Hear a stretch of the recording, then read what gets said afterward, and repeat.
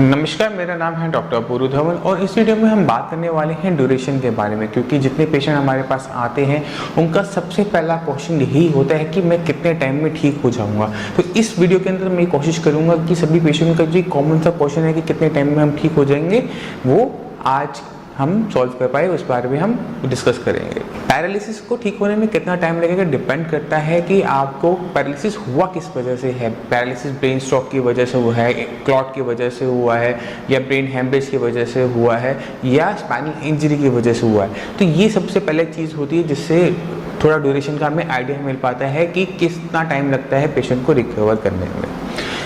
Condition जितनी ख़राब होती है, जितनी सीवियर होती है, उतना ज़्यादा टाइम लगता है पेशेंट को रिकवर होने में। सबसे तेज़ी से रिजल्ट हमें देखने को मिलते हैं जब ब्रेन स्ट्रोक के उन केसेस के अंदर जहाँ पर ब्रेन स्ट्रोक हुआ है क्लॉट की वजह से, क्योंकि क्लॉट की वजह से क्या होता है कि ब्रेन के हिस्से को जब खून नहीं पहुँच पाता वहाँ डैमेज हो जाता है। तो सबसे तेज़ी से रिकवरी हमें इनफैक्ट वाले केसेस के अंदर मिलती है। पेशेंट के अंदर जो चेंजेस हैं वो नॉर्मली 90% केसेस के अंदर फर्स्ट मंथ में दिखने शुरू हो जाते हैं। पेशेंट फर्स्ट मंथ में पूरा ठीक नहीं हो जाता, मगर उसको ये प्रूफ हो जाता है कि वो जो मेडिसिन ले रहा है उससे उसकी बॉडी के अंदर चेंजेस आने शुरू हो गए हैं, जो वो काम नहीं कर पाता था वो करना शुरू हो गए हैं, ये सब कुछ उसको दिखना शुरू हो जाता है। और जो ड्यूरेशन है डिपेंड करती है कि कितना डैमेज हुआ था जब उसको ब्रेन स्ट्रोक हुआ था, जब क्लॉट ब्रेन में आया था तो कितना उसका ब्रेन का टिश्यू डैमेज हुआ है, क्योंकि जितनी ज़्यादा डैमेज होगी उतना ज़्यादा ही टाइम लगता है रिकवरी करने में। इसी प्रकार से जो दूसरा सबसे कम टाइम लेता है वो है ब्रेन हेमरेज। ब्रेन हेमरेज के अंदर जो ड्यूरेशन है वो ब्रेन क्लॉट से तो ज़्यादा होती है। इसके अंदर भी जो ड्यूरेशन है, क्योंकि पेशेंट में जो रिकवरी देखी जाती है वो फर्स्ट मंथ में शुरू हो जाएगी। पेशेंट को पहले महीने में ही फील होना शुरू हो जाएगा कि उसका हाथ में ताकत आनी शुरू हो गई, हाथ ज़्यादा चल रहा है, उंगलियों में ताकत आ गई है, पैर चलने में जो लपक थी वो ख़त्म हो गई है, चाल सीधी हो गई है, बोलने में आसानी हो गई। ये सारे फ़र्क उसको पहले महीने में ही दिखने शुरू हो जाएंगे। मगर वो कितने टाइम में पूरा ठीक हो जाएगा ये डिपेंड करता है कि उसके ब्रेन के अंदर कितना डैमेज हुआ था जब उसको ब्रेन हेमरेज हुआ था, क्योंकि शरीर को, मेडिसिन को भी उसकी भरपाई करने में उतना टाइम लगता है। तो नॉर्मली ये जो टाइम पीरियड होता है ये 4 से 6 महीने का होता है कि पेशेंट को जो ब्रेन हेमरेज का है 4 से 6 महीने लग जाते हैं रिकवर करने में। वहीं पे जो ब्रेन क्लॉट के जो पेशेंट होते हैं 3 से 4 महीने लगते हैं ठीक ठाक रिकवरी लेने में। 80 to 90% तक की रिकवरी हो जाती है जिनको ब्रेन स्ट्रोक फर्स्ट टाइम हुआ है। जिनको मल्टीपल टाइम हुआ है तो उनको रिकवरी करने में टाइम ज़रूरत से ज़्यादा लगता है। मान लीजिए पेशेंट ने फर्स्ट टाइम हुआ और ध्यान नहीं रखा और सेकेंड टाइम से दोबारा से ब्रेन स्ट्रोक हो गया, पैरालिसिस हो गया, तो उसके अंदर जो ड्यूरेशन होती है, टाइम पीरियड होता है रिकवरी का, वो लंबा होता है। उसमें इम्प्रूवमेंट फर्स्ट मंथ में ही शुरू हो जाएगी, वो दिखना शुरू हो जाएगा, मगर जो उसका ट्रीटमेंट का कोर्स है वो लंबा चलाना पड़ता है जब तक पेशेंट के अंदर 90% तक रिकवरी नहीं हो जाती, या फिर पेशेंट के अंदर रिकवरी आनी बंद नहीं हो जाती। क्योंकि हम मेडिसिन देते रहते हैं, कॉन्टिन्यूसली लेते हैं, जब 3 महीने तक हमें कोई इंप्रूवमेंट पेशेंट को नज़र नहीं आता तो हम मेडिसिन बंद कर देते हैं। अब हम कैसे जानते हैं कि किसी पेशेंट के अंदर रिकवरी आ रही है नहीं आ रही? हर महीने के अंदर आपको एक वीडियो बनानी होती है पेशेंट की हाथ उठाने की। पेशेंट को बोला जाता है कि अपना हाथ उठाओ, तो पेशेंट आपको हाथ उठा के दिखाता है, चल के दिखाता है, इसकी चाल की एक वीडियो बनाई जाती है। इससे हमें आइडिया मिल जाता है कि पेशेंट की कंडीशन क्या थी ट्रीटमेंट ये शुरू करने से पहले, हर महीने के एंड पे। तो उसको हम कंपेयर करके देख लेते हैं कि पेशेंट में रिकवरी हो रही है या नहीं हो रही। मान लीजिए पेशेंट को कि पैरालिसिस है, अपना राइट साइड का, पेशेंट को बोला हमने अपना हाथ उठाओ, पेशेंट अपना कंधे तक लेके जाता है, तो हम एक पैरामीटर बना लेते हैं कि इसका हाथ कंधे तक उठता है। मगर अगले महीने जब उसका हाथ सिर से ऊपर जा रहा होगा तो समझ में आना शुरू हो जाता है कि पेशेंट के अंदर रिकवरी शुरू है।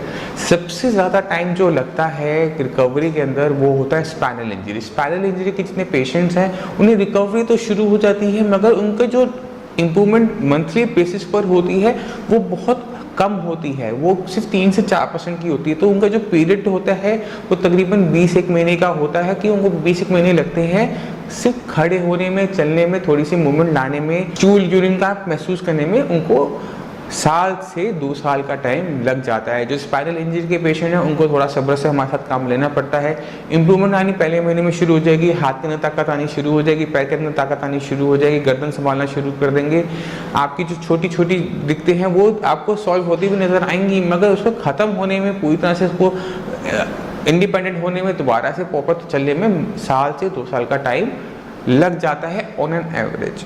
कम टाइम भी लग सकता है और ज़्यादा टाइम भी लग सकता है, डिपेंड करता है कि डैमेज क्या हुआ है। क्योंकि अगर मान लो स्पाइनल इंजरी के अंदर आपकी नसें कट गई तो वो रिकवरी नहीं हो पाती, तो मेडिसिन भी उतना ही काम कर सकते हैं जितना शरीर आपका उस चीज़ को रिकवर कर सकता है। आपके शरीर की ताकत के आगे मेडिसिन भी नहीं जा सकती। तो इस चीज़ का ध्यान रखना चाहिए कि जो पैरालिसिस क्लॉट की वजह से हो रहा है उसमें ड्यूरेशन कम है, 3 से 4 महीने का टाइम लग जाता है पेशेंट को 80 to 90% रिकवर होने में। जहाँ ब्रेन क्लॉट है वहाँ पे टाइम थोड़ा ज़्यादा लगता है, 4 से 6 महीने लगते हैं पेशेंट को 80-90% तक की रिकवरी दिखाने में।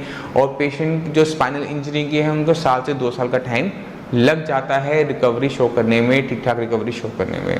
तो इससे आपको आइडिया मिल जाएगा कि अगर आप साइंस इंजरी से ट्रीटमेंट लेना शुरू कर रहे हैं या ऑलरेडी ले रहे हैं तो आपको कितना टाइम लगेगा रिकवरी करने में।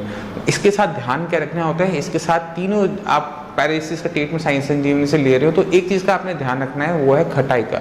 अगर आप मेडिसिन से ज़्यादा खटाई लेते हैं तो मेडिसिन अपना फुल पोटेंशियल नहीं दिखा पाती, रिजल्ट्स नहीं दिखा पाती। तो गलती से भी आप खटाई का प्रयोग मेडिसिन के साथ मत कीजिए। जब आप मेडिसिन बंद कर दें उसके बाद आप जितना मर्जी खाइए, हमें कोई दिक्कत नहीं है, मगर जब तक आप मेडिसिन ले रहे हैं उनके साथ जो खटाई है, टमाटर है, दही है, पनीर है, लेमन है, टेरामिंट है, संतरा, मौसमी, कीवी, जितने भी खट्टे फल हैं वो स्ट्रिक्टली मना है। मैं दोबारा बोलूँगा, बहुत स्ट्रिक्टली तरीके से वो मना होते हैं। पेशेंट उनको गलती से ले लेता है, फिर वो कंप्लेन करता है कि मुझे रिजल्ट्स नहीं आ रहे। तो इन चीज़ों का ध्यान रखिए। इसके साथ साथ बहुत हेल्प करती है फिजियोथेरेपी।